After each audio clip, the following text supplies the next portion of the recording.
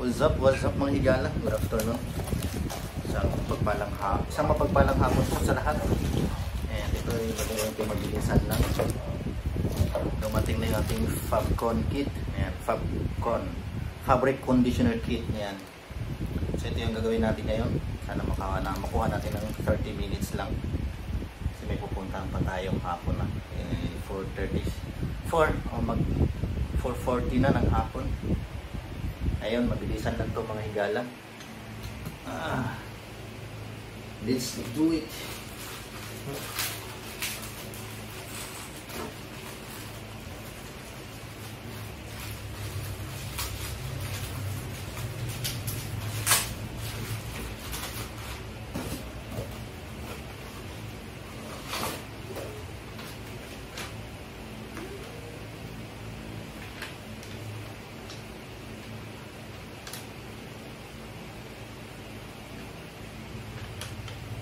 So ito yung instruction niya, mabilis lang naman ng instruction.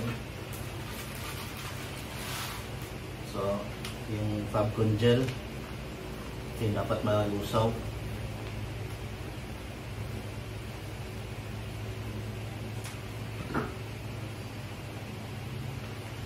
Start na tayo.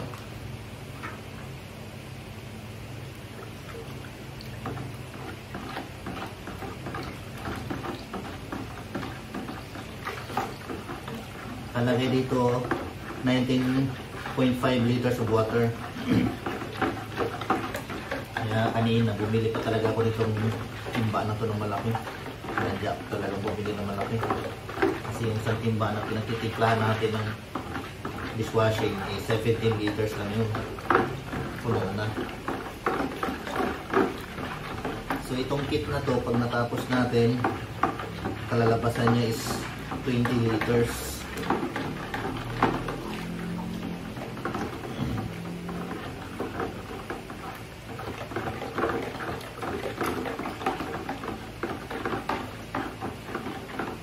Nakaiba pala siya sa Fabcon, no?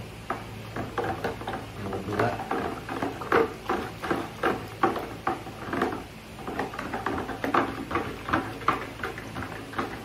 Sabi, haluin mabuti hanggang matunaw at wala nang buo-buo. Haluin natin muna mabuti. Yung ginamit ko nga palang tubig dito, no? Purified water pa rin. Kaya hapon ako nakaba dahil nakantay kong deliver ng tubig.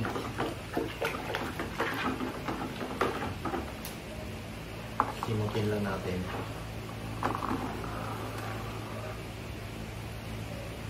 Sayang eh. Kailangan masimot.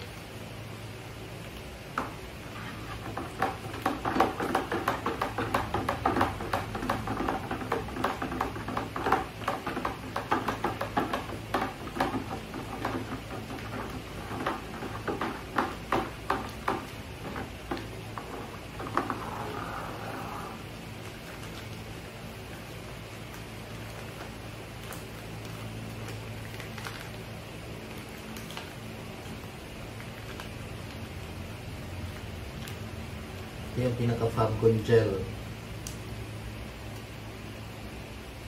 Ayan. Kasi yung flavor nito, yung scent ng binili natin is Purple Mystic. Ano kayong scent nito? Ano kayong bango? Amoy.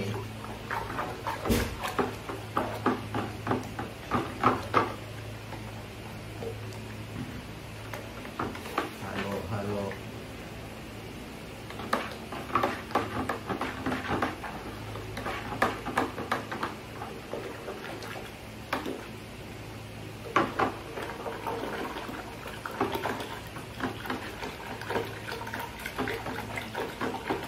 Mabilis ang halo to.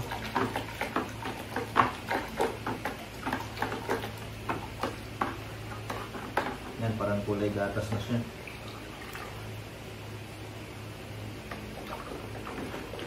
Bula-bula pa. Pero base dito sa instruction, mas mabilis lang itong gawin kaysa dishwashing.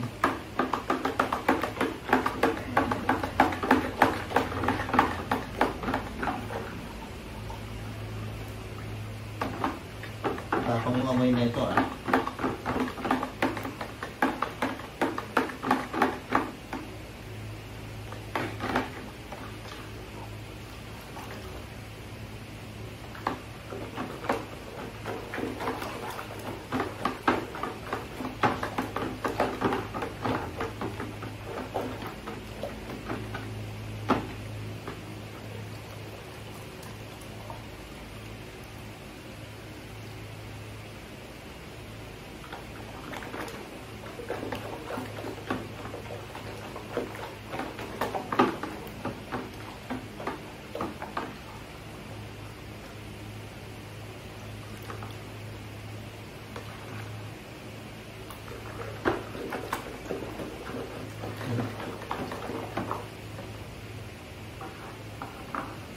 na siguro to.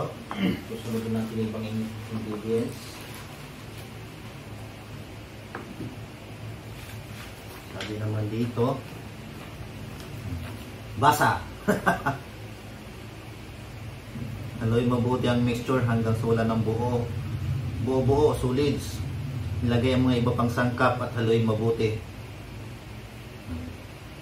Lahat ng sangkap ilalagay na natin. Haluin mabuti. Ito. Ito yung ano niya, oh. Pinaka-scent niya. Kalagay sa takip purple mystic.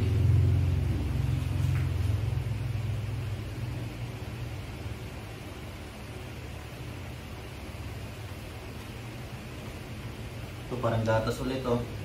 Kalagay kahit cup. Lagay. Milky mixture.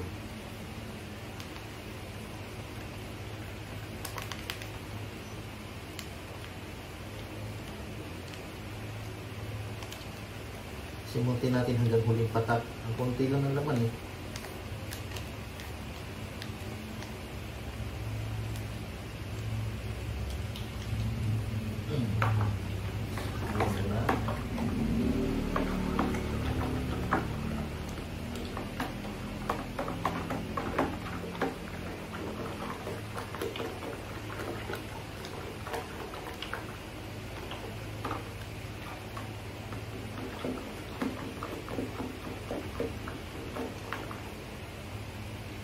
Saan ito ba?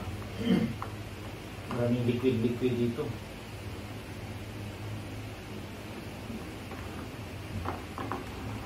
Ilagay. Ano to? Hindi ko basa. Palagay lang PG. Patay gutom.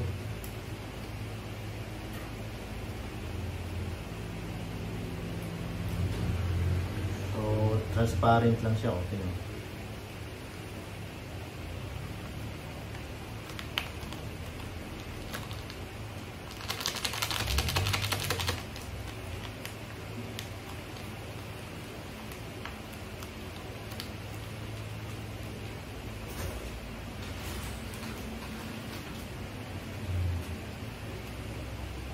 Ito, anti-foam. Tanggal ng bula sa damit. Anti-foam. Kulay gatas din siya.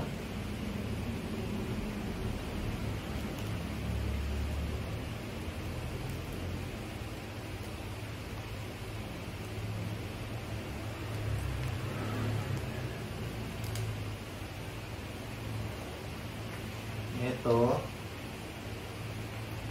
preservative and antibac. Diba? Preservative and antibac.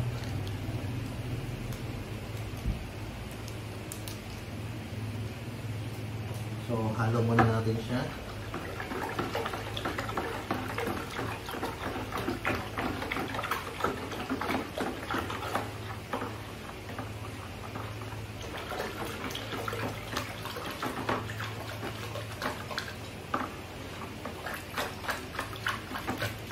Nawala na yung bula.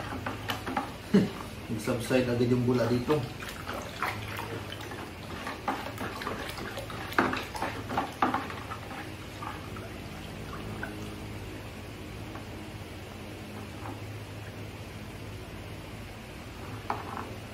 Meron na lang tayo dalawa dito.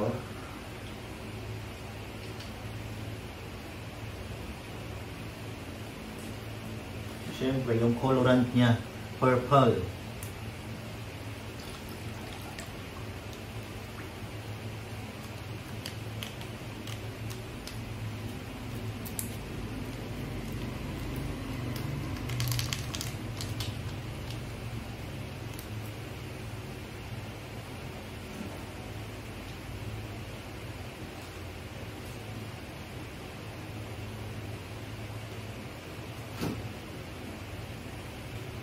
At ito, last na to. Ito yung scent niya.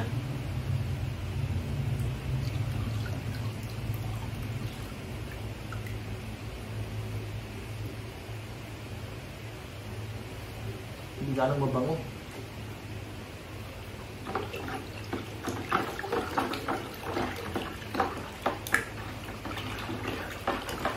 Haluin daw mabuti. Halo, halo. Halo kay ube.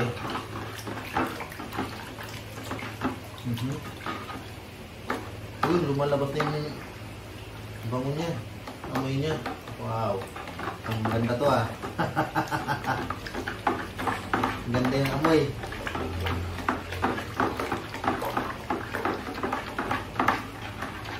Wala na siyang bula.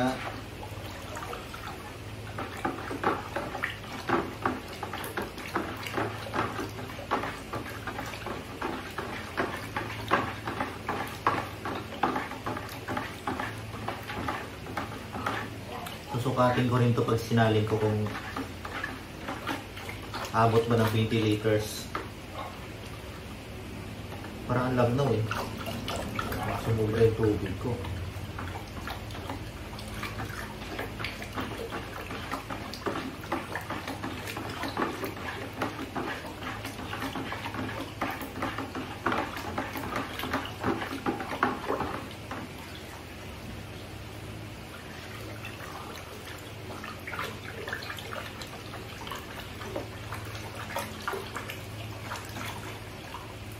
Next na susubukan kong gawin yung detergent naman, sabon, detergent kit.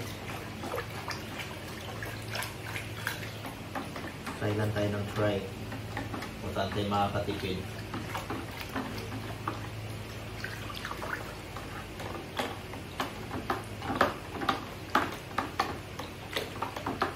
Tapos na to, kunting halo na lang mga friends.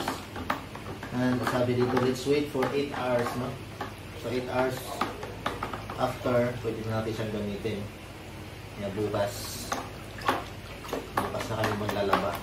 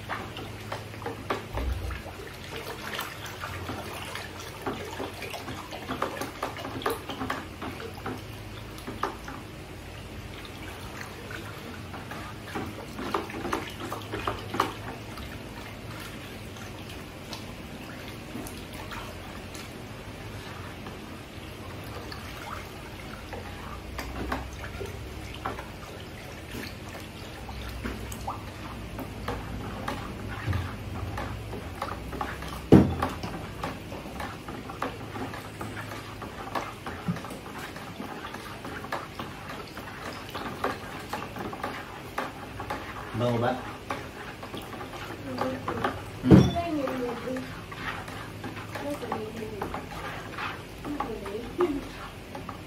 Purple.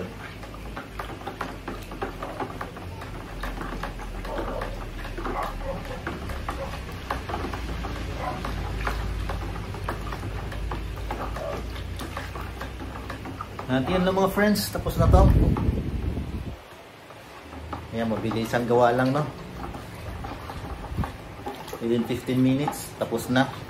Unlike sa dishwashing, inaabot tayo ng almost 1 hour.